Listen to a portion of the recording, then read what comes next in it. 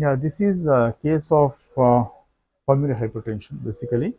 How did it present? So baby was born a term appropriate for gestational age baby to a mother with the gestational diabetes and delivered by C-section. Was fine at birth. A few minutes after that, baby started to develop respiratory distress, requiring oxygen initially, then CPAP, went on to the conventional ventilator, subsequently high frequency. This is a story. What does it indicate? It started to have hypoxic respiratory failure, progressive.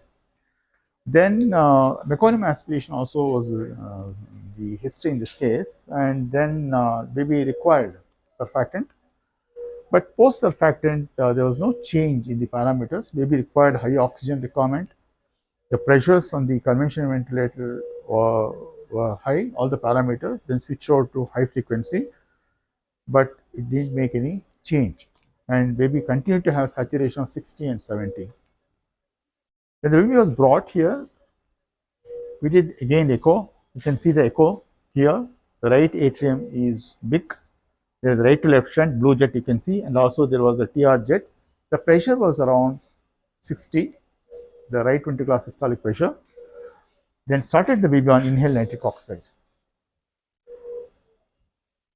But post inhaled nitric oxide, in addition to the high frequency ventilator, baby continued to have hypoxic.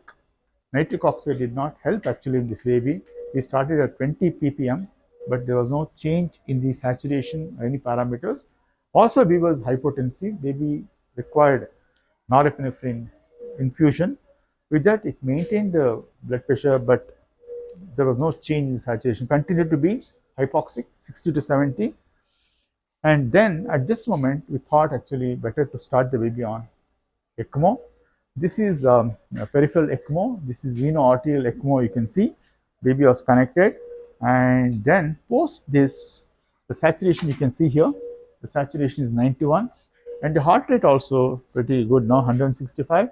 You can see the blood pressure there. Blood pressure is on 70 by 44 and mean of 56. So all the parameters look fine, and baby also looks pink here.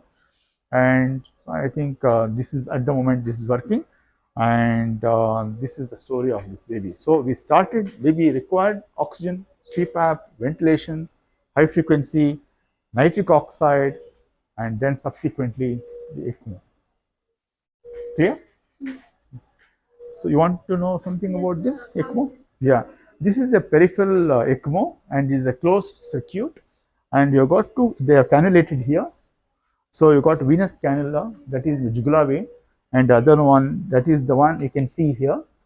This is the one which is taking the blood from the baby and then going here and coming to the centrifugal apparatus, and from there it is coming to, this is the oxygenator, and then you can see then the pure blood is coming. It is going to the aorta. So you can see there are two lines. You can see that less red, that is almost, it looks like a black brown, and this is a venous blood coming from the baby, and after coming to the oxygenator and then getting back, it is the red one which is going to the aorta. Sorry, clear? And this is called as the VA or veno-arterial ECMO, and then so this is the small circuit, and then this is how now baby is getting better, and it needs some time. So we need to see, and then we keep monitoring the blood gases, and then now if you look at when we put the baby on ECMO, if you see all the parameters on the ventilator has come down. You have to bring down the rate as to very low level 20, I time of 0.5, and then PEEP of 5 and 6 we are kept here. PIP also has come down to 15, and oxygen not required here because it is on ECMO, so 21%. So this is one, and when we keep the baby on this, always better to monitor what is called as activated clotting time, and then whether baby requires fresh frozen plasma or not, we can know that. Are you clear about that? Yes.